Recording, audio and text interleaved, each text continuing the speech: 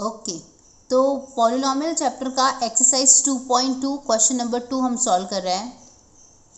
Question है find the quadratic polynomial each with the given numbers as the sum and the product of its zeros respectively. Okay, तो हमें क्या करना है, हमें क्वाड्रेटिक पॉलिनॉमियल बनाना है और हमें दिया है sum of the zero and the product of the zeros. मतलब क्या, देखो फर्स्ट वाला जो है क्वेश्चन, उसमें क्वेश्चन है 1/4 कॉमा -1। तो यहाँ पे ज़ीरो का पहला वाला सम है, तो मतलब अल्फ़ा प्लस बीटा हमारा हो जाएगा 1/4। और दूसरा वाला जो नंबर है वो है प्रोडक्ट, मतलब क्या, अल्फ़ा इंटू बीटा हमको दिया है -1। ठीक है, हमें बनाना है क्वाड्रेटिक पॉलिनॉमियल, मतलब एक इक्वेशन बनाना है। ठीक है, तो कैसे करेंगे, तो देखो एक स्टैंडर्ड फॉर्म है क्वाड्रेटिक पॉलिनॉमियल बनाने का। तो आप उसको ऐसे लिखोगे x² minus alpha plus beta x plus alpha into beta equal to 0। ठीक है, अब क्या करना है, आप वैल्यूज़ डाल देने हैं हमको। तो मैंने यहाँ पे x² ऐसे ही लिखा, अल्फ़ा प्लस बीटा 1/4 है, तो यहाँ पर मैंने 1/4 डाल दिया और x लिख दिया, प्लस अल्फ़ा इंटू बीटा है मेरा -1 इक्वल टू 0।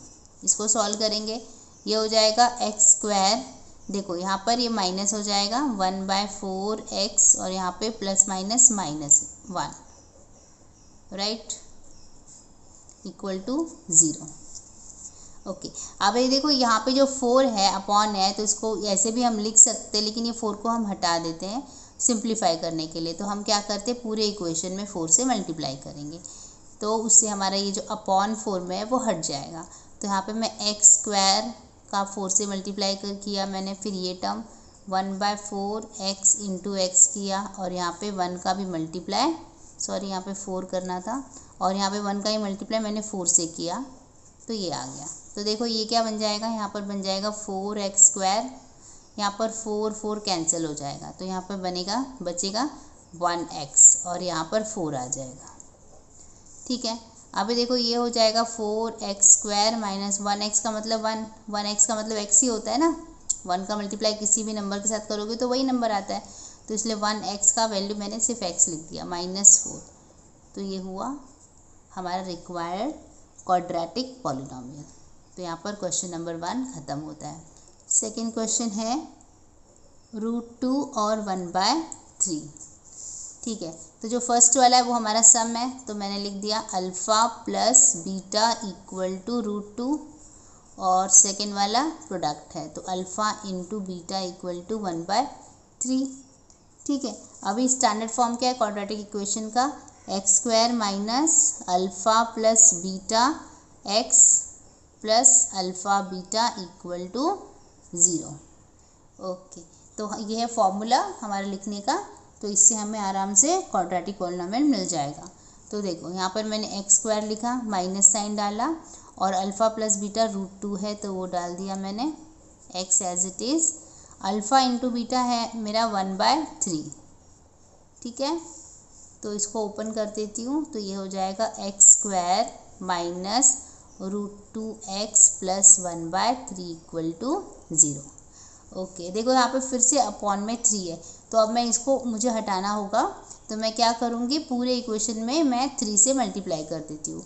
तो ये क्या हो जाएगा, x² into 3 minus √2x into 3 plus 1/3 into 3 equal to 0। तो ये क्या हो जाएगा, ये हो जाएगा 3x² माइनस, यहाँ पर क्या हो जाएगा 3√2x, और यहाँ पर 3 कैंसिल हो जाएगा, तो यहाँ पे 1 बचेगा। ओके, तो ये रहा हमारा नेक्स्ट क्वेश्चन का answer, 3x² minus 3√2x plus 1 equal to 0। Third question है हमारा 0 और √5, मतलब यहाँ पे अल्फ़ा प्लस बीटा है आपका 0 और अल्फ़ा इंटू बीटा है √5। तो हमारा फॉर्मूला क्या है, x² minus alpha plus beta x plus alpha into beta equal to 0। तो यहाँ पे मैंने x² ऐसे ही रखा, अल्फ़ा प्लस बीटा 0 है तो मैंने 0 इंटू एक्स कर दिया, अल्फ़ा इंटू बीटा √5 है तो ये मैंने √5 कर दिया। ठीक है, तो यहाँ पर क्या हो जाएगा x² माइनस, देखो 0 का मल्टीप्लाई किसी भी नंबर से होगा तो 0 बन जाएगा, और यहाँ पे √5 और ये 0।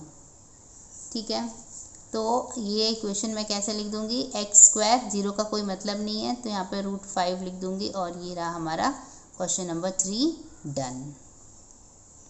ठीक है, तो आई होप आपको समझ में आया है। कुछ भी डाउट हो तो मुझे ज़रूर कमेंट करें, मैं रिप्लाई करूँगी। Thank you for watching.